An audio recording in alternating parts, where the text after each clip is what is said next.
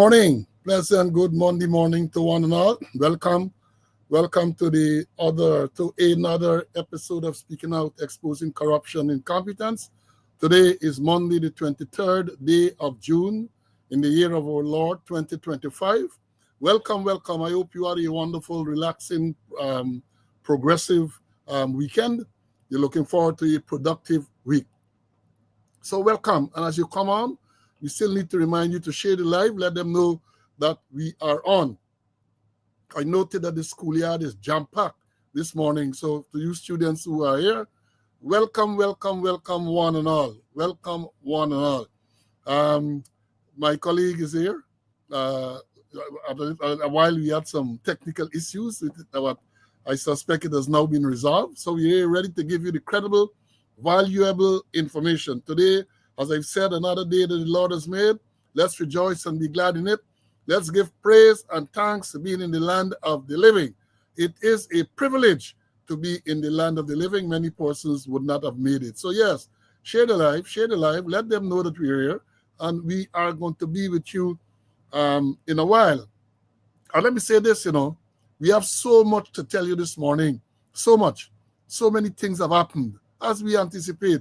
In this year, election year in particular in Guyana, all sort of things going to happen. They're going to come with all sort of propaganda. So we have the task of sifting through the propaganda and coming to bring you the credible, valuable information, which we will continue to do. So share the live, and we're going to get with you in a while. And as I said, a pleasant day that the Lord has made. Let's rejoice and be glad in it. So many things. We have to do a little balancing this morning. What we're going to talk about this morning, what can be left for the next program and so on. So here we are, and we are going to bring it to you. You know the usual format by now, roll call, announcements, and then we're going to get with the meat. And as I need to remind some people, remind you that we do roll call and we do this introduction to like an icebreaker, to allow people to get in, to allow people to sit down. And that is our teaching. That when you go to do a presentation, you just don't right away and go and start to the presentation. I remember at Police Staff College in the UK, they had hundreds and hundreds of icebreakers. Game, you throw ball, you do all sort of things, you answer questions for the first 15, 20 minutes, and then you get into the meat of the subject. Yeah, it's not a caveman thing where you just come and you just ramp up. No. You have got to gradually go into it, and we know a lot of people are not going to come on immediately. We don't want to go into major issues, without giving them an opportunity to join us. We know, however, that if they don't get it live, they can go back on YouTube and they can see. But a lot of people have said that they have a preference for the live broadcast. That is why right now we have over 500 on the live, and we welcome that. Give us a thumbs up, and we're going to move on. In terms of the roll call, we scheduled this morning at 7, precisely at 7. And the first man, well, let me correct that. Not the first man, the first person who is listed, because several students came in at 7. The line was long to get into the yard at 7. Several.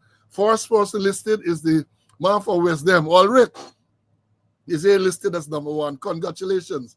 Peter is there too at the same time. Paulette, Ezzy, Marcia, Winston from California, Kenneth from Maryland, Aubrey from Canada, Floyd, the Conor Rookman, Earl, Moses, Wayne, Lennox, Felicia, Paulette, Joseph, Carlton, my squad mate, Lyndon, John. They all came at 7, all those folks. And then shortly after, you had a large set at 7-1, led by Brennan, Carol, Mary, Gibbo, then Evelyn, Claudius, Brian, Paulette, Barbara, Ian, Jacko from Georgia, Anthony from Peters Hall on the east bank of Demerara, Clifton from Paris, Magnell, Marvin, Aubrey, Dexter, Bonita, the Angel is here, Morton, Paul, Rosalind, Esla, Como, Forgus is here with us, True Guyanese. Then it was Carl, Benji from Iconi, Tessa from Florida, Patricia from New Jersey, Roxanne, Halwayne, Cecile, Courtney, Pastor Smith is here with us. Joan from New Amsterdam. Donald Trotty is here. Trotty came in at 7:02. Rhonda Martin. Morton. Orin from the UK. Then it was Magnell, Malcolm, Walterine, Valerie, Keith from Barbados, Malvok 5, Sean from upstate New York, Terence from Canada, Wayne from the UK, Puran from Esquibo Coast, Mary, Desiree from Georgia, Aral, Desiree, this is the next Desiree, she is from Florida. Then it was Compton, Derek, Phil, Claire, Vibert, Kevin, Gavin from Maryland, Clarence, Marcus, and look at it, Marcus came in, but Marcus Skinner. He was followed by the next Marcus. As a matter of fact, they came at the same time. Marcus Paul came shortly at the same time with him. Lynette from the UK, George, Jermaine, Francis Keep from Melanie, Damashana. Then we have Pauline. Aileen is here. Anthony, Denise, the secretary. Hazel, Janella, YouTube user. Vibert is here. Gavin, the next Gavin Beaton. Charlene is here with us. Brenda, Anne, Jean, Isabella, Clive from the UK. Maureen, Danny, Elroy. Then it was Father Masha, Marva, Ricky Smith is here. Margot, Kay, Umi, as usual in class. Annette, Hazel, Cecile, Winslow is here. Ivar, Lester, David, Lucius, Dorette, Vibert. This is Vibert from the East Bank, Vibert White. Raquel is here with us. Sybil from Texas. Cedric, Cheryl, Selwyn, David, Dwayne, Glendis, Michael from Imbai Madai, Ronald, Grantley, Carrie-Ann, Gordon, Elton, Lyndon, Nicola, Rayburn, Marvin, Fastbowler, Colin, Neville, Princess Earl from Lamar Springs, Vibert, another Vibert is here. Lorna is here with us. Carlisle, hope you, the last occasion you say you're feeling much better. Glad to know. Hope you get continued progress. Vashti, then it was Junior, Siobhan, Randolph, Diane, Cranston, Loletta, Carlisle, this is Ormin, St. Mark. Can recall seeing this student in the classroom in the schoolyard before. Welcome. Rena, Anka, Royston, Rastaman, Orin, Machu, Sheena. Then it was Lorraine, another Lorraine, Myrtle, Tuana, Melinda, Carl, my squad mate from Arizona. Fredo is here. John, my shootmate, shooting partner. Then it was Joy, Mark, Kerry from Maryland, Ashley, Mike, Boo, Alexander is here. Rhonda, and Rhonda is still in Antigua. That's a prolonged vacation, my dear. Enjoy it. Colin, he is in vacation. He's from he's watching from Ghana, and he normally looks from the US, but he's watching from Ghana on vacation. Enjoy your vacation and be safe. Lyndon, Emerson, Linton, Godfrey, Trevor, Lorraine, Ope, Colin. Then it was Karen, Heather. Now Heather is making a very interesting observation here. She says, good morning to everyone. She's awaiting the good professors, the construction of the unhinged, delusional, and dangerous posture of the corrupt government and the chief lackey, Rickford Burke's supposed extradition. We are not going to disappoint you. We're going to address it. We are going to address it. Then we had Philip, Melville, Doreen from Canada, Conrad, Kurt, Richard, Mark, TK is here with us, Queenie, Michael, Leslyn, Tessa, Sandrine Baird, Pamela, West Dem Girl, Gordon, Sean, Norbert, John from Tennessee, Ovid, Orville is here, Lyndon, Mark, Jam is with us, Claude, then it was Alistair, Joan, Joyce, Doris is here, Hassani is with us, then we get Christy, Jack, Desiree, Angela, Allison, another Allison, Conrad, Claude, Delon, Joseph, Paulette, Barbara, then another Lorraine, Then we get Alex. Can recall seeing Alex here before too. Sion, Sharon, Mark, Basil, Sharman, Charles, Allison, Gail, Cloyd, Pito is there. Denise, Cyril, Chilo, Kwame, Mortimer, and Ralston. They were the ones in the schoolyard. And when the door was open, Edward is there as usual, very early. Then we have Dion, Lynette from Barbados, Ralston, Abu is here with us. Yolanda, welcome. Mario, and the list goes on and on and on. David came back. On and on and on. Welcome, welcome to you all in the classroom this morning. Welcome. Sit back, relax, take out your books, take lots and lots of notes. We have a lot to tell you this morning. So we're going to start with the announcements. The first announcement I have to make is an update on the death announcement of retired Deputy Detective Assistant Superintendent Victor Sandy. Information is that he will be buried Sunday coming. That's Sunday the 29th. Viewing at Jerick's Funeral Home, Paradise, East Coast Demerara from 11:30 to 12:30. Then his residence, Golden Grove, East Coast Demerara for further viewing from 12:45 to 1:45. Funeral service will be at Victory Assembly of God Church, Golden Grove, from 2 o'clock, 14 hours. And then burial will be at the Golden Grove Cemetery. That's Victor Sandy. I know a lot of people were inquiring about the funeral arrangement. That is what the update we have. And then we learned last night of the death of we got to say former colleague. I'm referring to not a policeman, but a senior officer in the Guyana Defense Force. We're talking about Lieutenant Colonel retired McAndrew.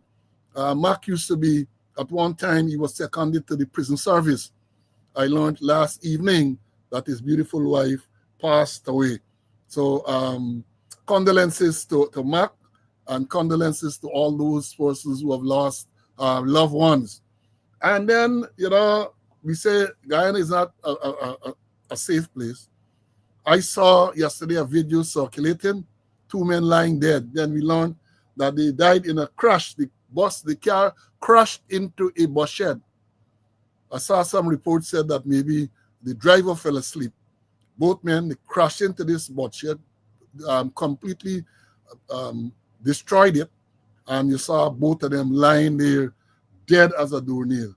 That is what you have. There's another matter of a death which I am investigating, and we are investigating. It was reported sometime during last week that this young woman died in what was suspected to be, what they say is an incident.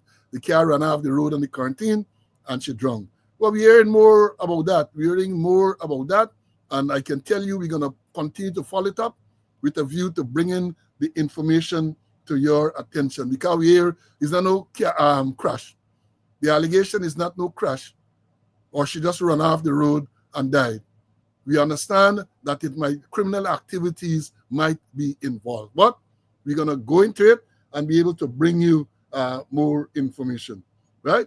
Because we are investigating the background of the person who is alleged to, or who is said to have been the boyfriend, and who might have been there either at the same time or shortly after. We are investigating all of that. I want to tell you and remind you too that today, the 23rd day of June, is 465 days since Sergeant Vaughn, Police Sergeant Alex Vaughn, was shot and killed by, they say, friendly fire by one of his colleagues. 465 days and counting. We ain't hear not much about it. We ain't hear nothing much about it. And then another death, the older people might remember, older cricketer, Aileen, I don't know if J.K. and them boys can remember, or Rick, because the man from Adjoda Prasad, the former Guyana off spinner in the 70s and I think maybe early 80s, died. 75, he was 75, he died somewhere in the States, I understand. But for those of you who are following cricket, as long as I have been following cricket, Adjoda Prasad was an outstanding off spinner, and he was kept out of the test team because at the time you had Lance Gibbs as the big spinner. So it was Lance Gibbs, and for Guyana we had Adjoda Prasad, right? and Shell Shield and Swan used to dominate. And then after Adjoda Prasad, then Clive Butts and those chaps came along. But Adjoda died sometime recently. And then yesterday, we learned again, I don't know if, I dating myself, the age. I know CC might remember these things because he's just a few months older than I am. But we had, you remember Sid, what was his name? Sid Lawrence, big, burly, fast bowler playing for England, black guy. They said, I think he was one of the first blacks, or the first black to have played for England. Sid, David Lawrence, known as Sid, burly, big shoulder, barrel shoulder. He too died recently in the United Kingdom. So condolences to all those persons, the relatives of all those persons who have passed along.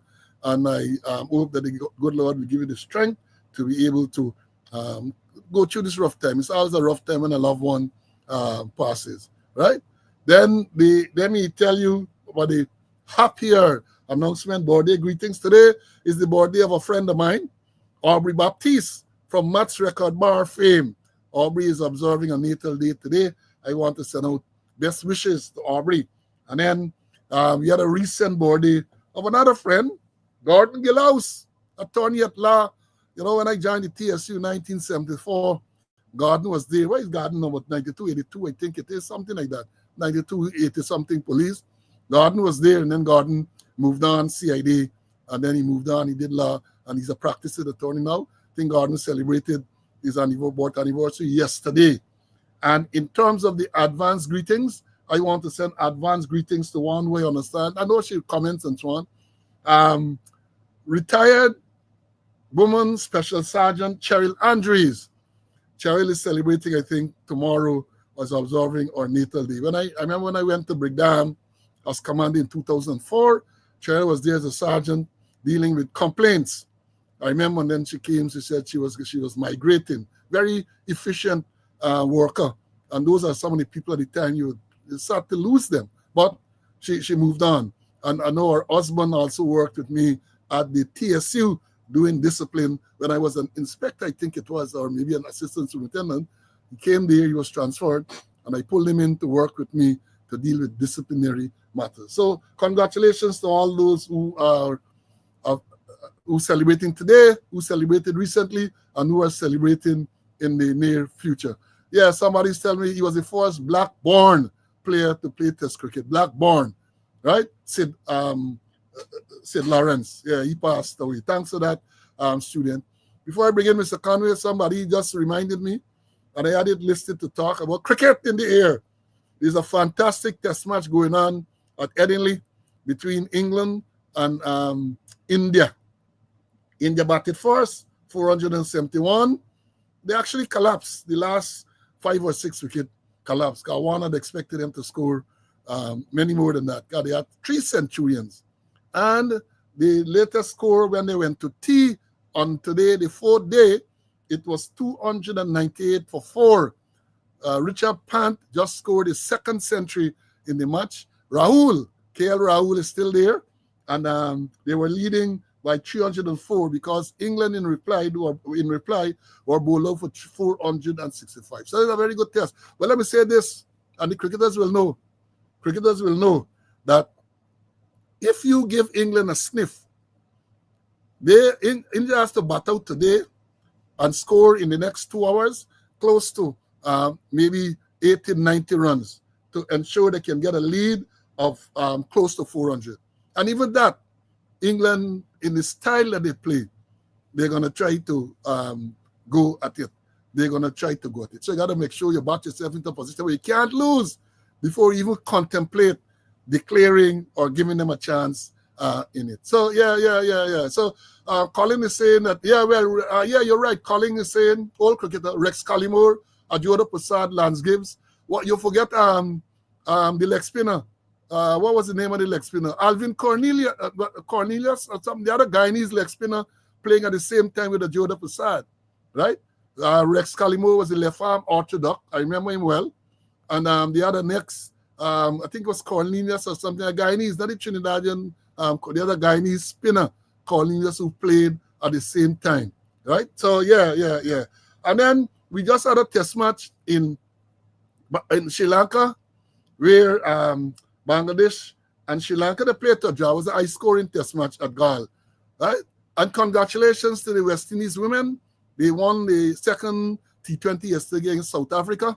So that series is level now 1-1. Today at 2 o'clock, I think it is, will be the final game. And let me alert you, before I bring in Mr. Conway, that today is the 23rd. The 25th is the start of the test series between Australia and the West Indies, right? Australia and the West Indies. On the 25th, that test match will bowl off. I think it's in Barbados. I think it is. I know one last thing, they had a big gala, or a gala, as they would say in Barbados, honoring those members of the 1975 Prudential inaugural 50 over. Well, it wasn't 50 over then. It was 60 overs cup led by Clive Lloyd. And they had in the picture here, you recognize Clive Lloyd, Derek Murray, Andy Roberts, Viv Richards, and a few others in that. Lance Gibbs is there. Lance Gibbs is well in his 80s. He was there as well. So, yes, congratulations to the women in the West Indies team. And let me bring in Mr. Conway, and then we're going to move on. That was a long introduction. CC, welcome, welcome. Yeah, morning. I'm happy to be in the land of the living to do God's work.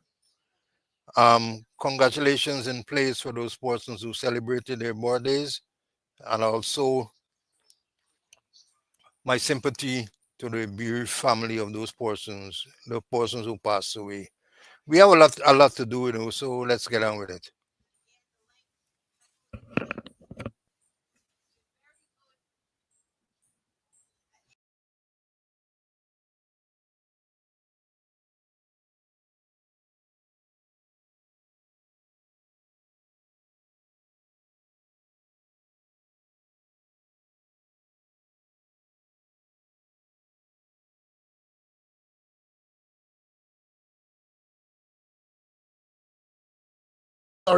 Sorry to note that I'm saying that we told you a while ago about this war in Iran, in the Middle East, Iran and Israel, where Israel attacked Iran, saying that they were doing a preemptive attack to prevent them to destroy their nuclear site, nuclear weapon sites, and to deter them from getting a nuclear weapon. Well, Saturday, America bombed 3 locations, they say, 3 nuclear sites location where they had to use what they call these bunker busters, because it was made clear. I was following the thing on Al Jazeera that even though Israel was attacking, they did not have the capability to penetrate these underground bunkers, and therefore the only country they said with that capability was America, at least the only ally. So Saturday, America launched raids, and they attacked these 3 sites, and we are waiting to see. The American vice president said it's not a war against Iran, it's a war against the nuclear program. So let's see where that will go. I mean, we were hoping that it did not escalate, but it would appear now that it's going to escalate, because I learned last night that Iran has some council that has voted for them to block the Strait of Hormuz. Now, if you block the Strait of Hormuz by whatever method you use, all the whole world, because they said 30% of the oil and commodities coming from that part comes through the Strait of Hormuz. So one can expect some rises in gas prices and all kind of things. Whether it escalates further or not, we can expect a lot on that. Our pockets are likely to feel. Well, that's not to panic anyone, but that's there you know what really is going on. I'm still asking the question. I have not gotten any answer or answers from the student. I want to know who is the senior police officer who is alleged to have taken $50 million from Chinese, one or more Chinese. And I also want to know, because they say a senior, I don't know if it's the same man, but they say also senior, shoot up at some woman, he thinks. So that's what they're saying. That is what they're saying, right? I'm still giving you all your work to find out and let me know who is it. Who is this person, right? Now, let me move on. Yesterday, we had the funeral of Adriana Young. And I made a note to say I wouldn't say that she should rest in peace, right? She was buried yesterday, and that soul, I don't think, can rest in peace until the perpetrators are found and brought to justice, right? Because no matter how they twist it, no matter how they turn it, the circumstantial evidence is strong that Adriana Young was murdered and placed in the pool. I maintain that. From all the circumstantial evidence. And just a quick recall, she went to this pool with her grandmother and others on the 23rd day of April, right? She went there. So almost 2 months now. She went there. At 1:29 or 2:29, something like that, she was seen in the pool, standing there with others. Adults, including her grandmother, were in close proximity. And then they want to tell us that that child drowned in that pool. No one saw or struggling. No alarm was raised. And they want us to believe that while all of those people were around, including the grandmother and including other adults, male included, that child drowned there and nobody saw, nobody heard anything. That is what I want to tell us. And then they brought in this quack from Canada, McCushion, to tell us that if the pool was properly searched, and if they had made by professionals, and if they had made use of professional equipment, the body might have been found. You think these people believe it's stupid? You telling me a pool that as the deepest is 8 feet needed scuba divers and all sorts to find out if a child had gone there. Now we assume, as they're trying to say, that if they get into trouble and she go down. No alarm, nobody else see this. No one saw this child struggling to go to a rescue. And then the pool was searched several times. Guyanese critic went there with the camera the night of the 23rd to show that nobody in the pool. No, that backfired on them, because I am saying that nobody was in the pool because the plan was that body was never to be found at the pool. But thanks to the persistence and the vigilance of the father and all of those persons, they could not have removed the body from the place, because we saw with our own eyes the people who were there stop a vehicle from coming out, stop visitors, people from coming out with suitcase and all sort of things, stop them from coming out. And it is my view that had that not been done, they would have found the body someplace else. Because they already set up Orlando to take the rap. Because they arrested Orlando on the morning of the 28th. Orlando, incidentally, is the taxi driver. And they claim, the police, Mandal, the assistant commissioner of the police, claim that this girl left this location in this vehicle. They were so certain. They gave a descriptive red and black Ram motor vehicle heading east towards Vidanoop. All that they said. Right? Trying to get the people to remove from out there. But the father said he felt it in his guts that his child was still there, and they remain. So that video that you saw critic that did, that was to come back to say, no, when she was found elsewhere, to say, well, you see, she was not in the pool at the time, but it backfired. Having not been able to remove the body, they had to throw it in the pool, and the body, according to them, floated without bloating. So they're trying to say that the body was there since whatever time, 2, 3 o'clock, the afternoon, the 23rd, and it remained there, and it floated within 24 hours. It didn't bloat or anything like that. That is what they're trying to tell us. So I maintain, say what you want to say. Any reasonable person, any reasonable investigator, we don't even have to be an investigator. You look at all the evidence, look at the circumstances, and you will see that the child could not have died in the pool. And if the child did not die in the pool, it means that she was murdered. That's an easy conclusion to come to. She was murdered. And because they couldn't remove the body and put it elsewhere, they had to panic and they throw the body in the pool. Right? So I'm going to maintain that. So all the coming on the gaslighting, they bring a quack, a charlatan from Canada to say that the investigation was properly done and all that other crap. Imagine this man telling us our investigation was properly done. And there was no attempt at any time to secure the scene where the body was found. None at all. And that is investigation 101.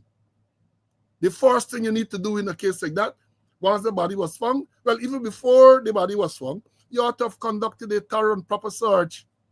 Names of everybody who is there. Whether you're a guest, whether you're an employee, whether you're a visitor, all the names should have been taken down. Because every single person should have been a suspect. And then you're going to interrogate. Not only question, interrogate. Because I am certain, 100% certain, that the people who were at the pool at the time, somebody would have seen something. Somebody, and if you question them properly, they likely to have told you that. Then, quite suddenly, the cameras were not working. Imagine you got a facility, a big facility. Conveniently, the cameras were not working. But then we saw a photograph of the pool and people at the bar side and all of that. And I am convinced that that photograph was taken from, it looked like a CCTV camera at an angle that took that photograph. But they tell us that no, the cameras wouldn't work. And the crime chief said, people analyzed the camera or the video recorder and confirmed that they were not working. I want him, he should have told us, he should have either did this analysis, they ought to have been able to tell us from when the camera stopped working. They should have been able to tell us that, but no, camera's not working. Then Mandel come out with this lying statement. And then they come back the next day on the morning to tell the family that the child was seen at a bus stop. And then one of them exclaimed, thank God, God is good, something to the effect. Right? All designed to get the people them to remove from there. And they're going to tell us that the investigation done and the quack that they brought from Canada confirmed. You know, let me read something here for y'all. This is what the president said at the time. The president said at the time, I have asked the Commissioner of Police to assemble a special team to lead the investigation into all the circumstances surrounding 11-year-old Adriana Young. We must uncover the full truth of everything that transpired, and no resource or effort would be spared in doing so. Whatever specialized resources are required to determine every aspect of the events and circumstances will be provided. Additionally, I have asked that the police explain in detail every action taken since the matter was reported. Then he go on with the Salawala.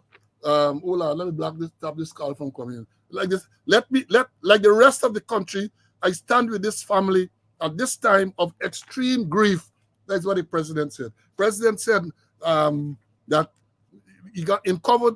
We must uncover the full truth of everything that transpired, and no resource or effort will be spared in doing so.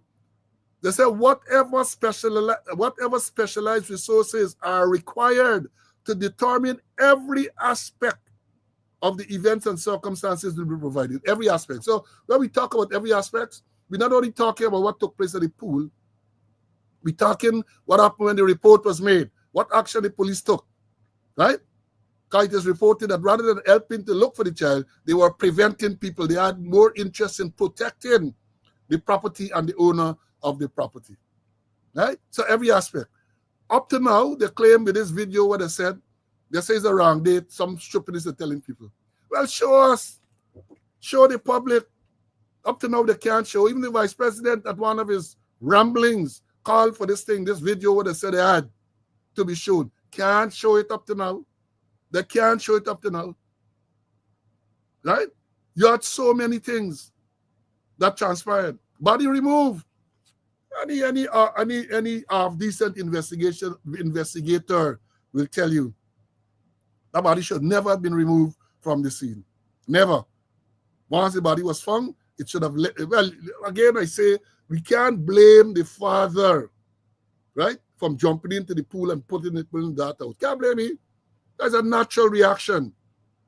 But once it was put there, police been around. They are to form the cordon, and the body should have been left right there till they send for the medical examiner. They send for the photographers and so on to take out all the photographs and take something. So if that has been done, you wouldn't get controversy as to whether she had cotton wool in her nose and all them type of thing. Because the photographs would have been able to show all of that. But they never did, and then they come to tell you that now, well, the investigation, as far as they're concerned, the investigation finished, you know. As far as they are concerned, what happened yesterday is what they wanted all along, for this body to be buried, and hopefully all that went along with it are buried at the same time. All. Because when you talk about comprehensive investigation, if I had to do anything with that, we would have subpoenaed all the telephone records of the commissioner, the president, all of them, Mandel, and all of them to see who they were in communication with at particular periods of time. That is how investigation is proper investigation. Then you all resources, and the people demanded, well, not demand, the people asked for the FBI to come and conduct. Instead of that, Nandalal said, I find a man who some Caribbean Royal Police, they may not have anything like that, recommended. And he claimed that this man had done several investigations. None can name one of the investigations, can name none of the teams that he said recommended this man to them. And my information is that someone of the supporters in Canada who know this man may have been the person to recommend to them. Similar to how one of the supporters in Queens had recommended Bernard Cleric, who died recently and who was convicted and sentenced to jail, former commissioner of New York Police. And that is what happened. Somebody called and said, take this man. So the man get a whole good golden handshake for come. The judge in Canada remarked that Leonard McCushion, right, was a desk police with limited field experience, is what judge said. And they come and tell us how this man is such a brilliant investigator and he had how many investigations. They can't name one. They call in numbers. They call in numbers. He did so many investigations. Well, name one so we can go and we can look into it. We can research and find it. Name one. They can't name one of the matters that he was involved in. And they want to come and tell you. So they wanted the body to be buried. The body was buried. Even though, in terms of the investigation, the second autopsy was done in the U.S. And the person said, who did I think Terry was her name, she cannot pronounce on the cause as being drowned in. Because she said drowned in is a diagnosis of exclusion. You have to exclude all other possible cause. That wasn't done. And then I understand that she asked for an old set of questions and to be able to see the original or the autopsy report, and the first autopsy was done. The lawyer, Dr. Dexter Todd, wrote to the Commissioner of Police requesting a copy of the autopsy report. And they write back and say, we ain't giving you, go to court, carry to court, we ain't giving you. And you're telling me that you're talking about transparency? Because I'm saying this, as I was quoted in Starbrook News sometime last week, because they called me, I said, look, I have never had the experience where a request was made for autopsy because the circumstances in this matter are different. I have never known that. I have never had that experience. But I'm saying that in light of all this going on, are you talking about transparency? If you have nothing to hide, why not make the autopsy report available to the lawyer who made the request? Why? If you are so transparent, why not make it available? It is for us, let me say this, it is for us, the public, if we want to allow the whole incident to bury and be forgotten. It's for us. We are speaking out, and not going to allow it to go like that. We're going to keep reminding people of what happened. We're going to keep reminding them of the police action, and we're going to keep it on. Just like we're talking about Alex Vaughn, we're going to keep talking about it. We're going to keep, because they want this thing done, let me talk about election, let me also go back in office. That's all they are thinking about. Forget about the family who suffered, forget about the little girl who died. And then get some of the sycophants coming out with all type of vile comments and so on. I listened last night. Somebody sent me a link, and an Indian woman, cuss out. Well, is the dirtiest tongue I have ever heard. She cuss out another Indian woman, the one who was saying something about um, derogatory about the dead, no respect for the dead little girl, and that woman cussed you out terrible, terrible, terrible. I was pleased. An Indian woman cussed you out, right? So a lot of people are upset, not only with the murder of this child, but with the action of the police and the action of the government, the action they took. They promised all kind of things, and they have reneged on the promise. The U.S. ambassador to Guyana said that no request has been made for the involvement of the FBI. And I learned then for the first time that the FBI were involved in the Madja school dormitory fire. They didn't tell us that. I didn't know that, but I saw they made comment to it. So basically what the U.S. ambassador was telling them, make the request. Make the request. They did not want, they have not done so. You know why? Before I begin, Mr. Conway, they didn't want to do so. Because I am convinced that they know exactly what happened. If they didn't know before, I know they know what happened to that child. They might even know who are the persons who are the perpetrators of the actual murder and the cover-up which followed. They know, and therefore they don't want any competent investigation to go on. As far as they're concerned, matter done. Police done, sir. They do an investigation, they're going to send the file to DPP for legal advice. I bring in Mr. Conway and I'm going to talk something more about it. I ain't done there. We ain't not done like that. This is not done as you like. So they believe the matter done. It is not done as you like. CC, your views, my brother. Like you, Paul, I of the strong view, yeah, that is enough circumstantial evidence to prove that this girl didn't die in that pool, that she was murdered elsewhere. And even going back to my little notes from my manual managing death investigation from the FBI, and part of it say a lack of oxygen or excess carbon dioxide in the body is usually caused by an interruption of breathing and causes unconsciousness and death. And here, after pressure is applied to the neck, unconsciousness supervenes in a matter of seconds. The heart may continue to beat for 15 to 20 seconds. So all of the saying they didn't see no sign of injury. The people could kill person without showing any sign of injury. That the lack of oxygen, will interrupt the breathing and cause death. And then the police blunder so much. Paul, you mentioned all those things which I agree with. They blunder so much. They don't protect the scene. They protect the perpetrators. They don't secure evidence. Then they bring the quack who say sit down and I know it's on the drinks. He sit down and review 400 pages and some photographic evidence, and he come to the conclusion that the police did an excellent job. Yeah? A quack, a sergeant, a sergeant who had retired and who wasn't engaged in active duty. They're bringing in it. But what they're going to do, Paul, is that, as you mentioned, they're going to send the report. They're waiting for Shibari. She done bury ready. And I'm sure before this week is over, they're going to send it and recommend an inquest. And the politically controlled DPP going to say inquest. But then again, the coroner who's going to in the inquest, has to make certain recommendation by identify persons, by identify other offenses that committed apart from murder. But yet again, it has to go back to the DPP, and then the DPP is a to and fro thing. Might agree or not to agree. But it looks as though they're going to say inquest, and there is the end of the matter. And they don't hold no inquest. This is the whole story. When last they held an inquest?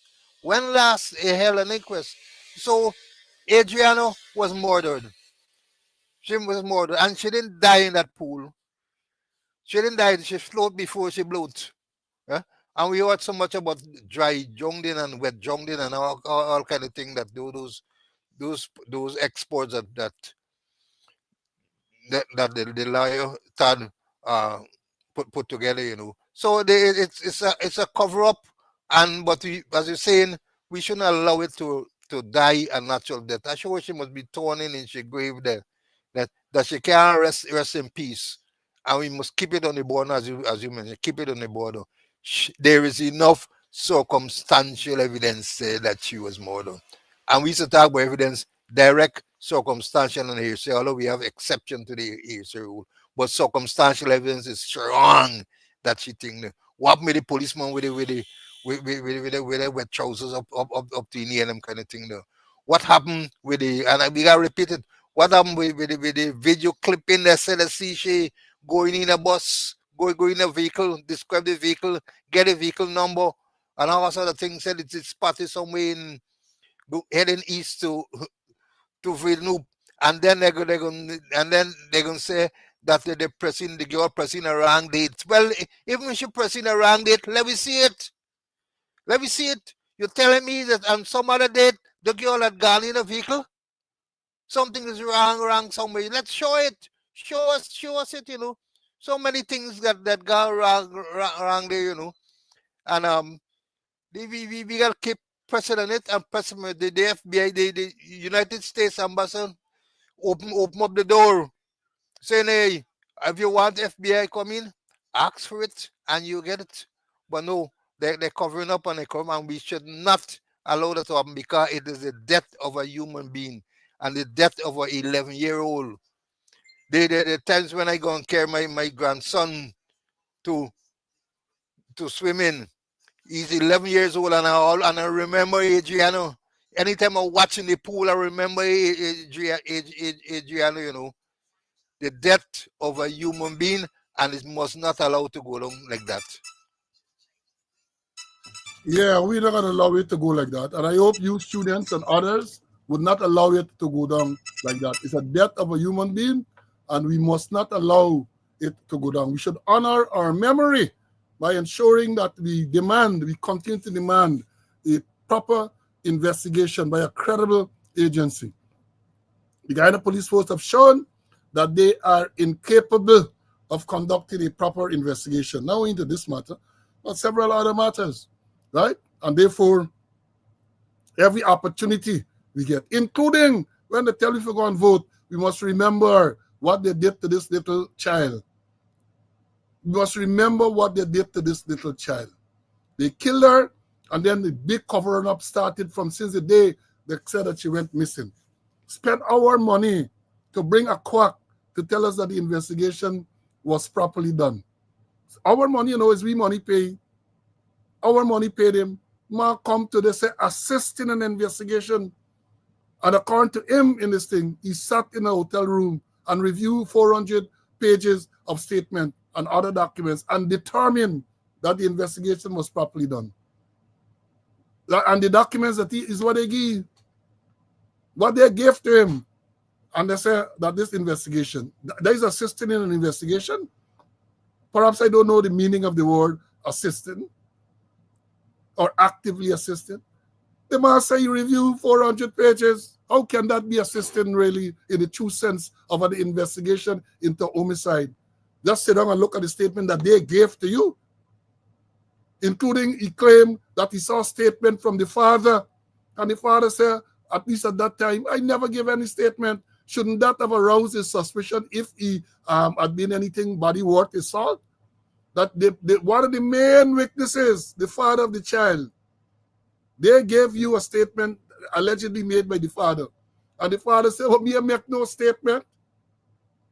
And yet still you continue to pronounce that the investigation was properly done. And again, I say, the man's a Canadian. I would have thought that reports of this nature, he came to say he's a former member of the Royal Canadian Mounted Police, right? Complaints should have been made. By now, we should have been able to get the man's CV and the background, because he's not only bringing himself into disrepute, he's bringing the RCMP into disrepute. RCMP he has brought into this the country of Canada, and therefore they should have been they should have gotten involved to say, hey, we know this man, the man is a quack. Because we know he's a quack from based on what he said. We know he's a quack. Now let me move on. You know, we were talking about the murder or the killing of Orin Boston from Dartmouth, Essequibo Coast. Remember the police from the SWAT team went there back in 2021. They shot and killed him in his bed. And then the police came out with this usual mendacious statement to say the man attempted to take away a firearm from the police and he was shot in the process. Turned out to be all lies. Now, after demonstration and a lot of pressure, they charge a policeman with manslaughter. He was charged with manslaughter, right? So they charge you with manslaughter, and I learned over the weekend that the trial commenced at the Essequibo Supreme Court, the Supreme Court in Essequibo. And in yesterday's Starbrook News, there's an article there, relatively short. So I want to go through it and follow this case. Hear what it says. The trial of policeman. Read back. The trial of a policeman in the 2021 killing of Dartmouth businessman Orin Boston got underway at the High Court at Surrey last week. Constable Adrian Moore, a member of the Customs Anti-Narcotics Unit and former officer of the Guyana Police Force Special Weapons and Tactics SWAT Unit, delivered detailed testimony on Tuesday regarding the 2021 police operation that led to the fatal shooting of Dartmouth businessman Orin Boston. Moore appeared as a witness in the ongoing manslaughter trial of 34-year-old SWAT officer Constable Sherwin Peters, who is currently unrepresented by legal counsel.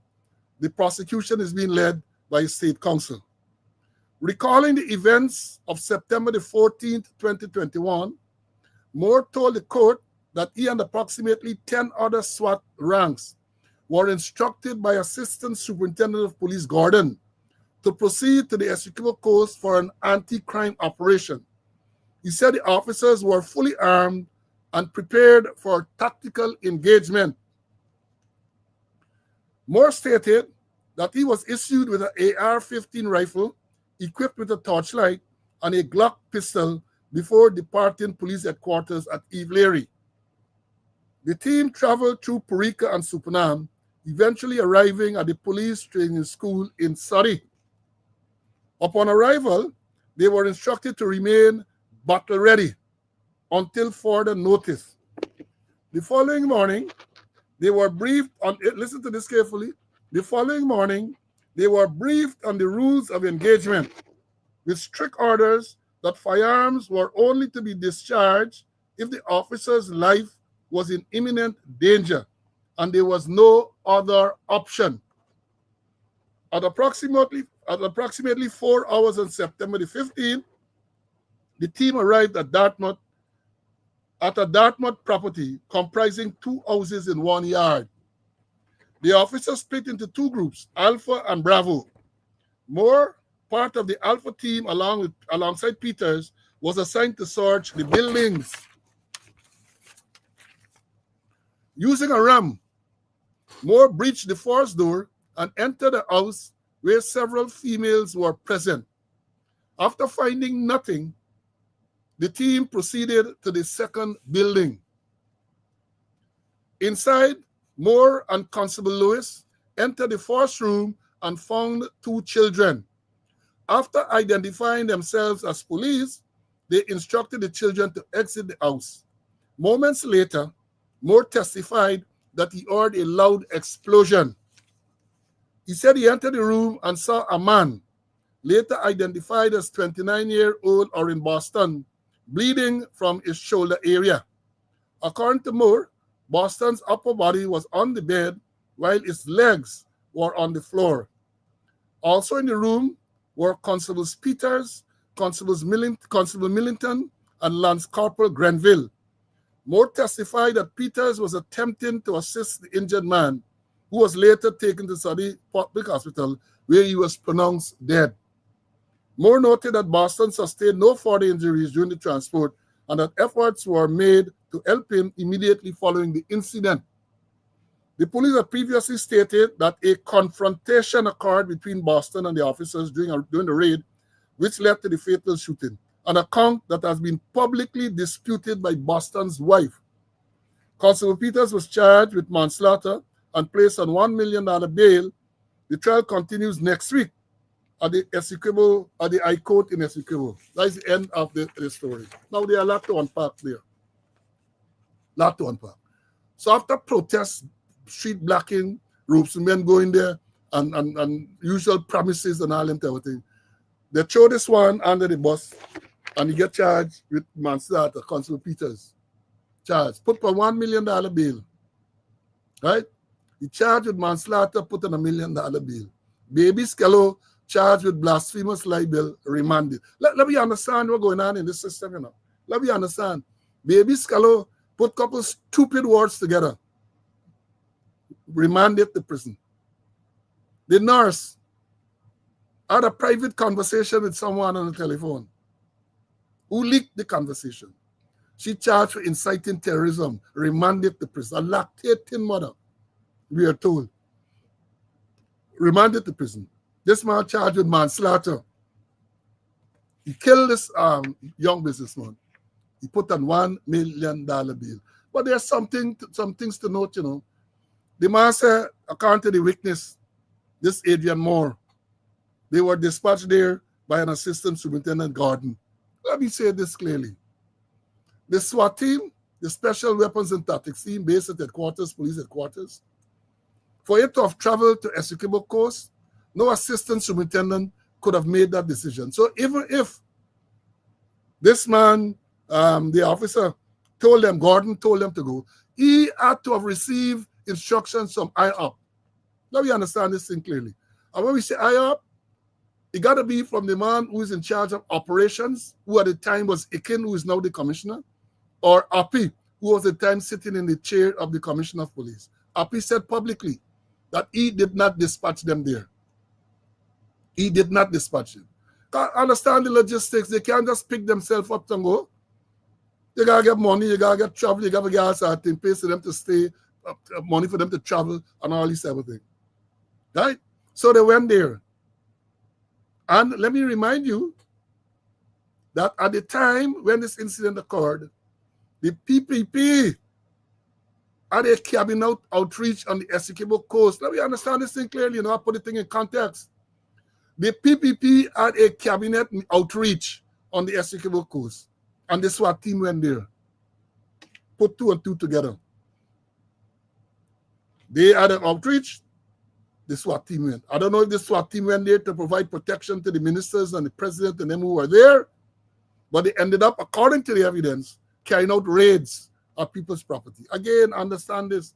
SWAT team from Georgetown go there. How they know where to go and raid? Had to have the involvement of the local police. They had to have had the involvement of the local police to identify places for them to raid. Right? And then damning evidence here, the damning evidence, part of the damning evidence. They went there and they said approximately 4 a.m. on September the 15th, the team arrived at Dartmouth property comprising 2 houses in a yard. They split into 2 teams.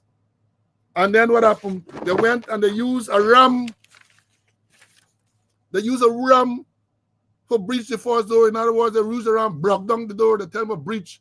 They're using thing language. They use a ram and broke down the people door. Up to now, you're in here that it's acquired no warrant or anything to go there, you know. No warrant to go and search these people's place for illegal item. They broke down the door with a ram and went in the place. They searched the first house where they said females, where several females were present. Imagine 4 o'clock in the morning, you're going there. It reminds me of a man named Zanduli. Y'all go and look. I tell you all, I'm not in the class of Dr. David Hines when it comes to Calypso and so on. But I know a little Calypso. A man named Zanduli from Trinidad. He sing a song named, he's known as the Iron Man. He's the Iron Man. They do better than Zanduli, because in Zanduli's song, Iron Man, it was 5 o'clock in the morning. Come right here, go listen to the song. Zanduli says, sing the song, right? He invented something called iron. He pack up the house with iron. And then the police them come to search. He said it was 5 o'clock in the morning. 2 women police come searching. And before I could have put on my clothes, all my iron exposed. Zanduli sing the song. Leroy say he love that song. I love it too. Zanduli, the Iron Man. 5 o'clock in the morning. They went 4 o'clock in the morning. 4 o'clock in the morning. So you could imagine they broke down the door. Women in the house, they say, in all state of undress. Perhaps some might even have been naked. All this type of thing. That's what's going on. That is the lawlessness that you find. They never find nothing in the house. So they went into the other house. And here, so what they say. When they went into the other house, they went to the first room, 2 children. And they identified themselves to the 2 children as police. Lord of mercy. They went into this room. After you broke down the door, you broke down the door, bottom, the one door, you ram, or you broke down the door. And then they go in, they see 2 children. And they identify themselves as police and tell the children to leave. Wonder how old were these children? Nobody escort these children out for safety. They tell them go outside. Go outside. That is what they are saying. Again, I said, like when these things are written, we can analyze it and see what's going on. We can analyze it. Then he go, and then the boss said they were here they're showing the man under the bus because the evidence is there. I don't know, and he's unrepresented, This policeman who is charged with manslaughter, according to this article, he is unrepresented. You never no liar representing him. So I could see when they're done with it, is a sling up he getting. Is a sling up he getting when he done there. Because they say, the boss said, when they left, they were told, they were briefed on the rules of engagement with strict orders that firearms are only to be used if an officer's life was in imminent danger, and there was no other option. So they remember the standing order when you may fire. If you're attacked and you apprehend serious danger to your person and you are unable to defend yourself by any other means. So they stitched the one in there for dash the police under the bus. But the question is still, who sent them? Who sent them there? Who sent them there? And nobody's going to ask these questions. They're going to shoot the man, kill the man. And then they come and tell lie. Tell the man in a confrontation. What confrontation? The man is sleeping naked in the bed next to his wife. What confrontation? And then when the wife came out and debunked the thing, then the salawal and the dance around. Lies, this is the story, lies. Lies. So I'm going to be following this case very, very closely because you have a lot of aspects to it, I mean, this evidence given by Constable Moore can be considered as damning evidence. We don't know who else can give evidence in this matter. But I'm saying that if this policeman who is charged, right, Peters, is unrepresented, he a constable, he unrepresented, he can ask no proper question. He cannot ask no proper question. He can't defend himself properly. My view, that he can't defend himself properly. You can remember, we always say, you're charged, you're presumed innocent until proven guilty. That is the Constitution, even though they don't follow that in every case. So let me see where that will go. Let me bring in Mr. Conway to talk about this matter. See the trial start, buddy. What are your views on that? Well, I read the statement, and interestingly, they're talking about Gordon. But Gordon can't make no, as you mentioned, no SWAT team travel from Georgetown to go to of all places as Kibu.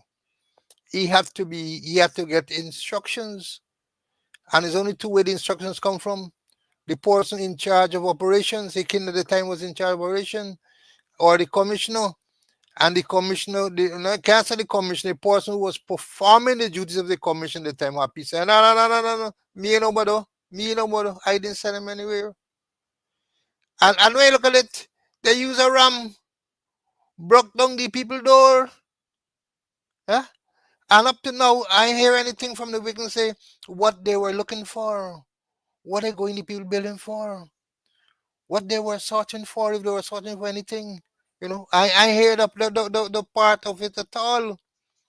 And then why you want the children for leave? You don't want to see what you're gonna do, yeah. And then I hear nothing. Where was the officer in charge of that operation? My information that he stand up on the road all the time.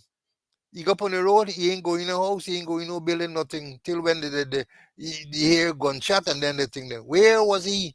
Was he in command and control? Forcingly, you an officer, you making people go and break down people door. You're using a ramp and gonna ram down the place there. Yeah? But they decided to take one man and throw he under the bus. And he's unrepresented. Unrepresented. I wonder if he get bail too. There's another story. He was 4 years ago, he's unrepresented. Sorry for you. Sorry for you, but sure, more is gonna come out. More is gonna come out. Perhaps the picture might be clearer, may come out clearer than what they expect. But the thing is that it is so many questions. Who sent the squad team there? Why they go in the man place? Why they break it down? And then the shooting, deadly consequences. Deadly consequences. And one of the students asked a very valid question. What happened to legal aid? I would have thought that a policeman in particular, anybody but a policeman who is charged with manslaughter, he can't afford to hire a lawyer to represent him. At least the legal aid people, the clinic or some representation will be made on the legal aid. I agree with you, Leroy. Some type of representation should have been made. Our man facing a manslaughter charge and he is not has no legal representation. But it's Guyana, it's Guyana, not a real country, anything goes. But that's a very valid question. Very, very valid question. Because the man, I suspect you're going to hear at some stage that they adjourn for him to get legal aid and all that. Because I would have thought that whoever judge presiding might have made that intervention since he appeared unrepresented to at least postpone the matter so that and advise him to seek legal aid or something like that. So let's see where it will go. And let me say this is not meant to defend the person, You commit the crime, you got to serve the time.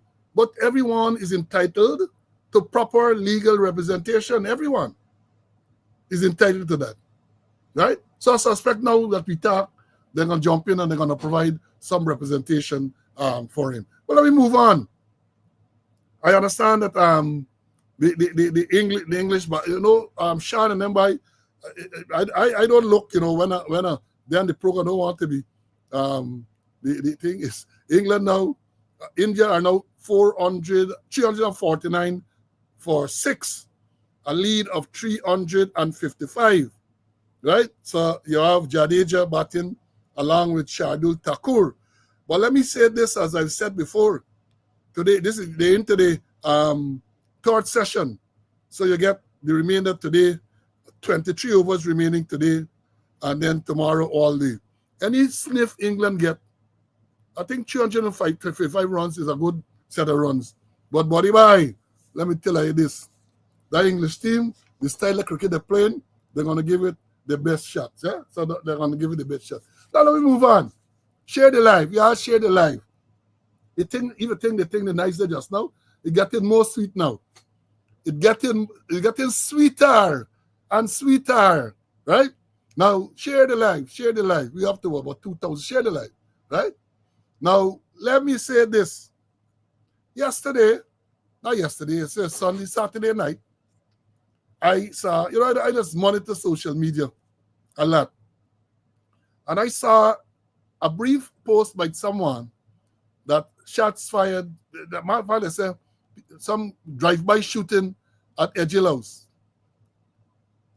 The bishop, Juan Edgell, drive-by shooting. So I was curious because I remember a few weeks ago, they said that somebody light fire to a building he owns in Durban Street where he has some church and all this type of thing, right? So I said, let me follow this thing. Now, yesterday, Starbrook News reported shots fired at Minister Edgill's home. That's Starbrook News yesterday. Shots fired at Minister Edgill's home. Now, hear what the story says. So I'm going to read them. Minister of Public Works, Juan Edgill, last evening said that his South Rhineville home was fired upon by unknown assailants, and the police are investigating. Quote, my wife was in the yard. A vehicle came through shooting. More than 15 spent shells were picked up. End of quote. Edgill told the Sunday Starbrook last evening from his home. He said that his security was on shift, but he did not at the time have additional information. Efforts to contact the police last night were futile as calls and messages went unanswered. Not unusual. Edgill's wife, Joan, was not physically injured, the minister said. The minister said that his son, John, was at the police station, quote, because we have some information which suggests that the shooter spoke to a female who was identified before the shooting took place, end of quote. He added, quote, a female nowhere connected to any of the Edgills. To be specific, nowhere connected to the Edgills. The vehicle came into the street. A female went into the car, came back out of the car came a shooting, end of quote. When Starbrook News visited the area, neighbors were tight-lipped. One resident said, a set of police came, so it's best you ask them. You got to tell everybody the dog and shoot fire and all that thing. Now, when I read this thing, I said something wrong. So if people fire shot as Edgill home, they ain't telling you nothing about bullets. You can't, no matter, you don't have to be a marksman. But I can't imagine people shooting at a house and missing altogether. I really can't, you got to knock something, man. It can't be that bad unless you're shooting blanks. It can't be that bad. So I start to dig. So I said, well, something wrong. Because at this time, in this silly season, you have to be cautious of what we call false flag operations. False flag operations. In other words, what is a false flag operation? It's an operation that is carried out to give the impression that somebody else did something. In other words, you arrange for people to shoot at the house or shoot at something, and then you're blaming whoever you got to blame, intellectual actors, opposition. So I follow this thing. And I did some inquiry yesterday morning, and I got details about this incident. Solid, credible details about what transpired. And I know that Edgill lied, that nobody fired shot at his house. Shots were indeed fired, but not at Edgill's house as his home, as a line of the people say. So my inquiry, I got all the details. Well, not all, I got a lot of details. Now last night, police came out with a release. Last night, about 24 hours after, they came out with a release. Hear what they are saying. Oh, yeah, share this live, yeah? Share this live. Hear what the police saying here. Right? Police investigating, this is the caption, police investigating discharging of a loaded firearm at South Rhineville, 19 spent shells recovered at the scene. Police are investigating the alleged discharge of, I know it's alleged discharge. Maybe I've been to school wrongly. If you go, you find evidence, or you can say alleged discharge. Let me read it, then we can analyze.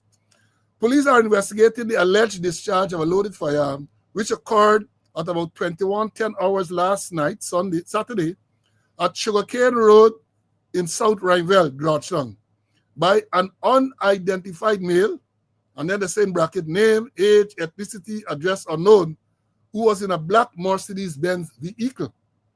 Investigations reveal that there was a social at the home of Richard Austin, a 69-year-old businessman of Sugarcane Road, South Rhineville, where with several students who had written the CXC examination. They were invited by Austin's 16-year-old son, a student who also wrote the CXC exams. According to eyewitness report, a 15-year-old female student who was at the social and the suspect were standing next to a black Mercedes-Benz Mercedes-Benz vehicle parked on the road. They were hugging. Shortly after, the suspect entered the car and drove off at a fast rate. As the car was moving, the suspect pointed a handgun through the driver's side window, discharging several rounds in the air, and continued to drive, heading west until the vehicle disappeared. The scene was processed by detectives, and 19 9mm spent shells were found at the scene. The registration number of the car was not seen. When questioned, the 15-year-old female student refused to mention who the male suspect was that she was with. Efforts are presently being made to locate the suspect, and the motor car investigations are in progress. Now, a lot of things, as I told you all, I did my investigation, yeah?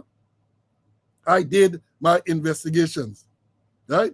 Let me just pause to tell you, it looked like in India, 349 for 8, a lead of 359 runs. This match get a result, yeah?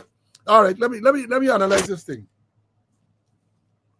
First of all, the police debunked the story that Edgels told, that this vehicle came through and shoot at the house and so on, right? That is debunked by the police. You don't always believe them, but based on my evidence, part of what they're saying is true.